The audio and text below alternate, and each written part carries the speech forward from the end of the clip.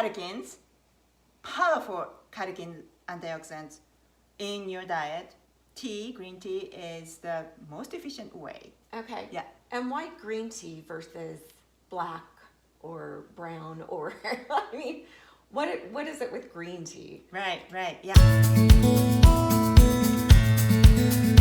That's a great question. Okay, so green tea, black tea, oolong tea, white tea, and pu'er tea, they are all made from one plant called Camellia sinensis. And those tea leaves, well, I should say Camellia sinensis leaf, okay? Camellia sinensis leaf, after they were harvested, they go through a process. Otherwise, it's like normal tree leaf. After they pick them up and leave them a while, and then they get just brown and die, Oh, okay. right? Okay. So, in order to deactivate oxidation process of the of the Camellia sinensis leaf, they have to go through the process after harvest. And green tea has the most gentle, least impact, the post-harvest treatment. So that there are two ways: steaming the tea leaf, or heating the leaf over the heating pad, or it's called pan-fired or pan-fried. Oh. So there are two ways, And and that. Well. Is that what it is? We're gonna do that later. No. Okay. So anyway, so when that heat deactivates the oxidation enzyme, the tea leaves stay as green. Okay. Yeah. So so that is the green tea, and to make oolong tea, that tea leaf actually goes through the fermentation process. Actually, they don't do the post-harvest process right after that. Actually, they let wilt, and they might actually bruise the tea leaves a little bit, so that fermentation starts smoothly. Okay, and when the fermentation is started, they decide when to stop it. How to stop it is just to dry the tea leaves. And depending on the level of the fermentation, the product of the oolong tea comes out with this distinctive aroma and flavor. So that is oolong tea. That is partially fermented Camellia sinensis leaves. Wow. Okay, and when it's fully fermented, completely fermented, it's called black tea. Oh. And after that, if somebody adds the microorganisms and let the leaves further fermented, that is called pu'er tea. So I've never heard of that. Yeah, that is an Yeah. Okay. Yeah. So anyways, those tea leaves go through the chemical process, right? Chemical reaction process, and those reaction processes change the chemical components in the tea leaf. So the green tea, once again, is the closest to the raw tea leaf. So that means that the original the nutrition components profile is kept in that green tea leaf, and compared to the least processed tea leaf, which is green tea, and the deep, fully fermented black tea comparison, the catechins are higher in the green tea, and actually, if black tea, catechins are not as high as green tea. Catechins are decomposed to the substance called theaflavin. Yeah, it's just amazing. Wow. Yeah, and also we don't know how yet, but that treatment also increases the caffeine. So the black tea is higher in caffeine compared to the green tea. Oh, okay. All right. So did I catch that green tea, maybe I missed this, but green tea is also higher in antioxidants than the other teas? Green tea, Because other teas, okay. So Yeah. you are talking about the udon tea and pu'er tea, right? Yeah. Okay. Let's see. I hope I have the pop up here to show you. But okay, so the least processed green tea it sits here on the right hand side, Okay. Yes. and the highest amount of catechins, because that is naturally naturally exist in Camellia sinensis leaf, right? Okay. Okay. And that's the green tea. That's the green tea. Yes. And then a little bit of fermented oolong tea. Okay. Okay. And Okay. the process decreased catechins. Okay. Okay. Okay. And then completely fermented black tea, farther down in the catechins, and pu'er tea, almost very very little. Okay. And actually, Okay. caffeine is high. However, there are so many people love pu'er tea just for the smoky, distinctive flavor. Oh. It's just so different from just one bush, Camellia sinensis. Wow. Okay. Yep. Yeah. She's passionate about it.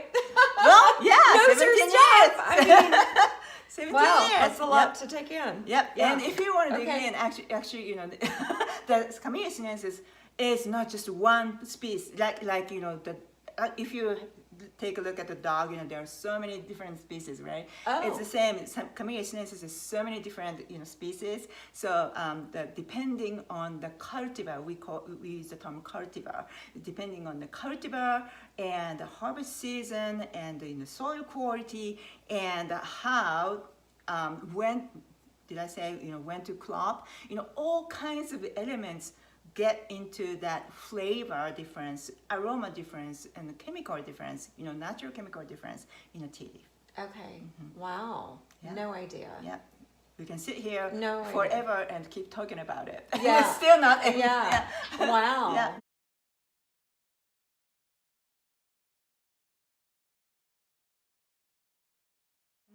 Well, so how did you get involved in all this? I mean, how did Oh. you decide to start this business? And Right. Yeah. Okay. So I actually was not a tea drinker at all, and actually when I was in Japan, I didn't like green tea. I didn't like rice. Actually, I loved the coffee and the bread. Oh. And that I really had a strong, big admiration for the United States America. So my lifestyle was like toward that Western sophisticated lifestyle, right? yeah. Yikes.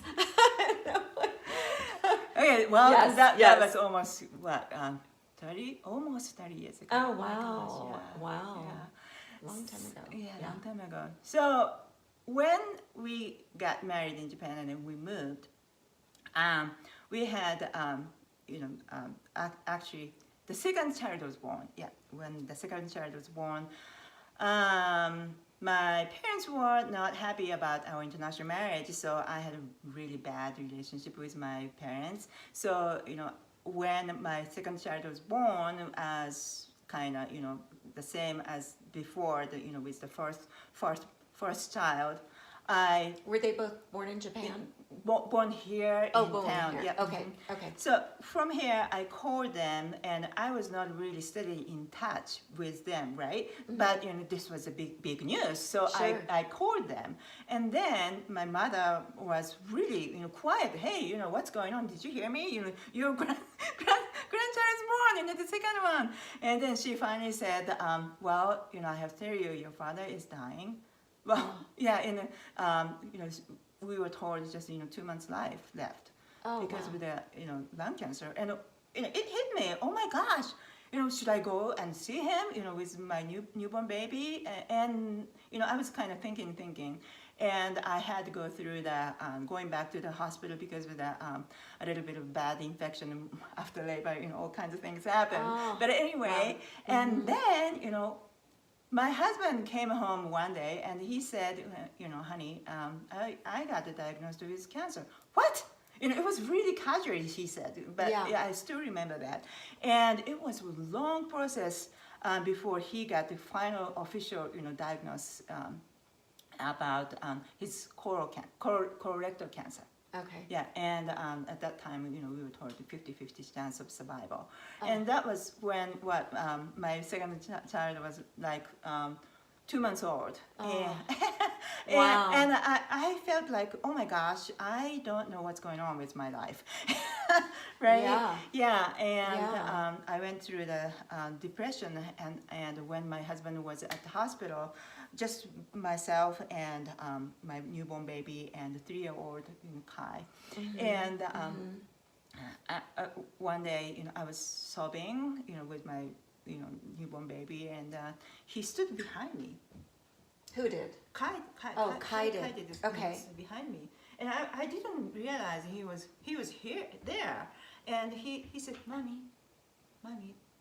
it's okay, Mommy." Oh. His tiny hand, Oh. patted me like gentle feather, Uh-huh. and I felt like, oh my gosh, I shouldn't be crying, right? Yeah.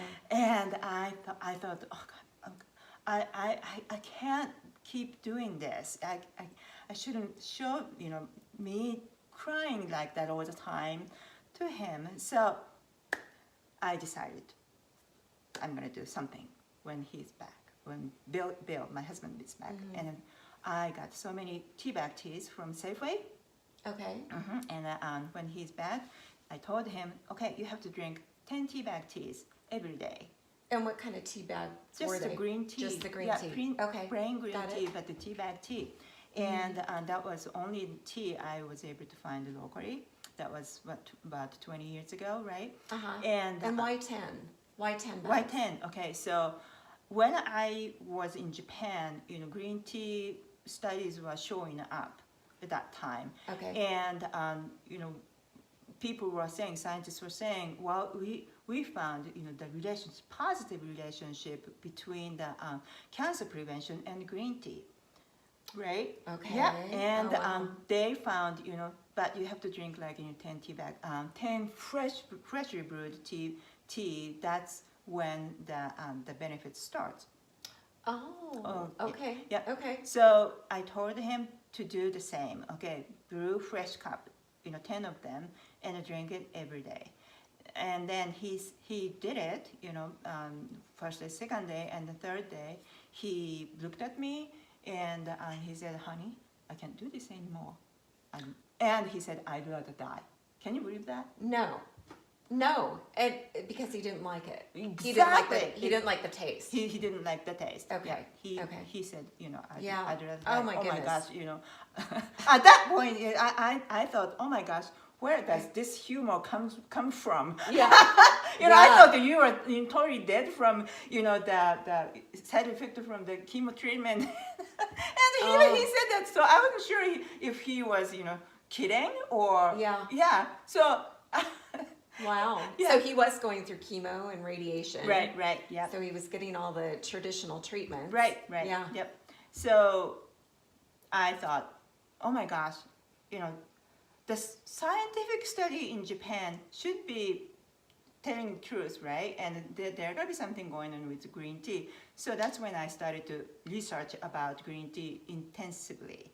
And my purpose was to find what makes the green tea tastier.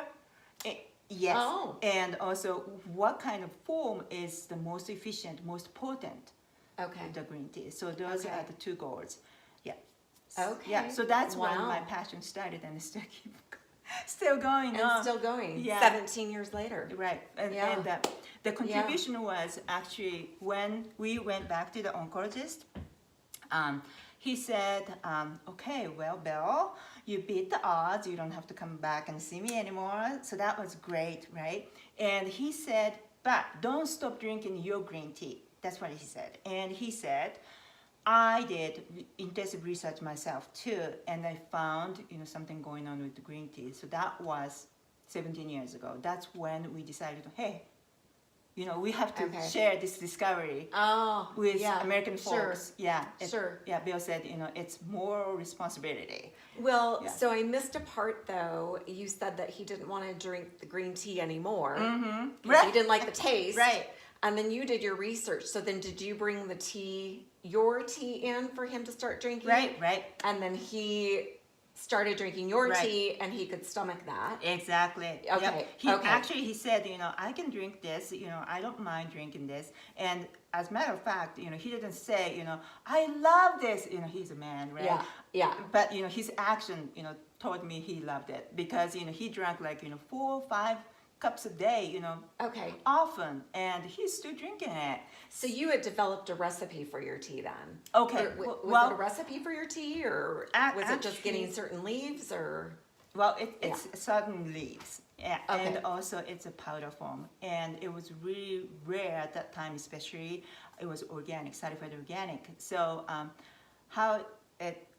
how we found was okay. So we found those components. Okay, that tea leaf has to be in a powder form, and the tea leaf has to be grown in the Fosan. Tea leaf has to be certified organic, and these 3 components were the when I asked around my family and my friends in Japan, please find this kind of tea, and I got so many different types of tea.